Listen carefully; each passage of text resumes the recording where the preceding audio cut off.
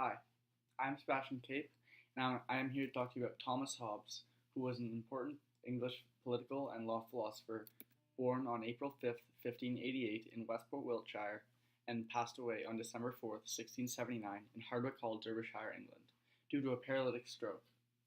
It has also been reported that his final words were, "A great leap in the dark." So who was Thomas Hobbes?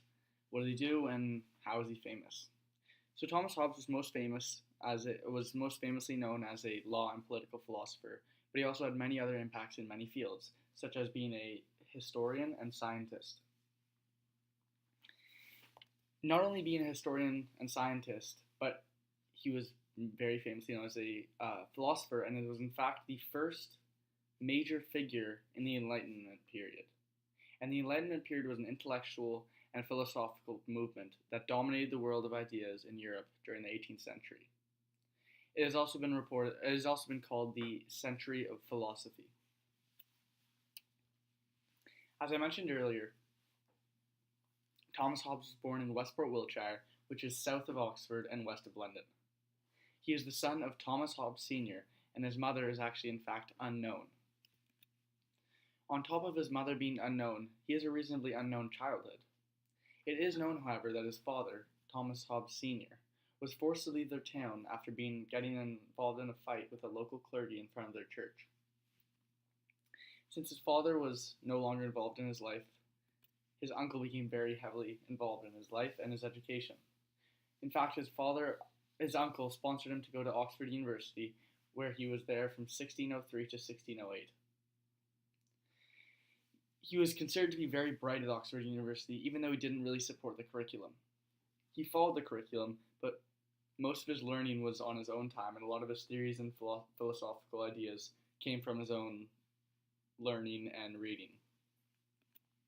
After attending Oxford, he became a tutor for the first Duke of Newcastle, William Cavendish, who was also a very famous polymath.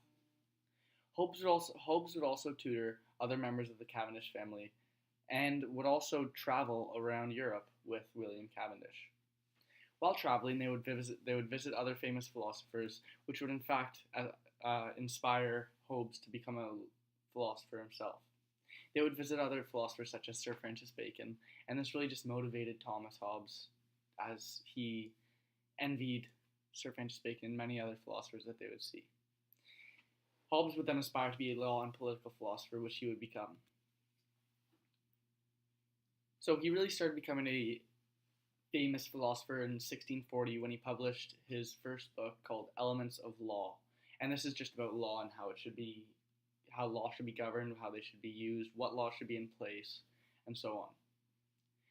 In 1651, he would publish Leviathan, which would become his most famous book. And Leviathan was published as a response to the English Civil War and the fear that he experienced during it. In Leviathan, he talks about how a sustainable government should be controlled and governed, as well as a legitimate government. He also expresses his theories on common power and authority, and Hobbes also believed that a monarchy was the most effective way of governing and providing the most clear authority, and he mentioned that a lot in Leviathan.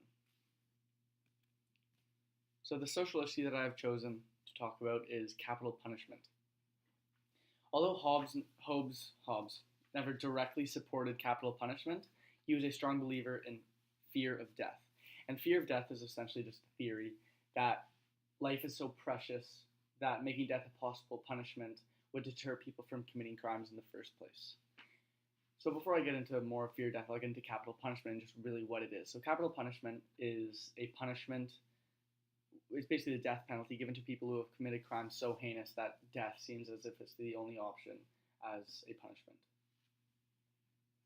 So as I mentioned, Hobbes was a strong believer in fear of death, and he really just thought that it would help maintain peace amongst the society and would in turn create a safer society for people. Thomas Hobbes never really thought of fear of death as a punishment, but he more thought of it as a deterrent. The sample of writing that I have chosen is from Leviathan, which is the most famous book written in 1651. And it is from chapter 2 called The Passions That Incline Men to Peace. During the sample, he speaks about the fear of death, as I just mentioned. he speaks about how to reach a peace in society, and he talks about laws of nature. So in this sample from Leviathan, he expresses his beliefs about death, how it can be used as a deterrent and motivator. He believes that using death as a punishment will help deter people from committing crimes worthy of death. Hobbes also uses the term laws of nature when describing his opinion on fear of death and how to reach peace amongst a society. His first law of nature is for all in a society to seek peace and follow it. And essentially this just means that he believes that everyone should attempt to find peace in their life, and if you are unsuccessful, then you should attempt to surround yourself with people who are peaceful, and you will in turn find peace. And while I was looking at a bunch of his samples, this was definitely one that was not only stuck out to me, but it seemed to appear the most. All of these theories and all of these concepts, such as fear of death and laws of nature and reaching peace in a society. So thank you very much for listening to my video on Thomas Hobbes. I hope you've learned something today, and have a great day.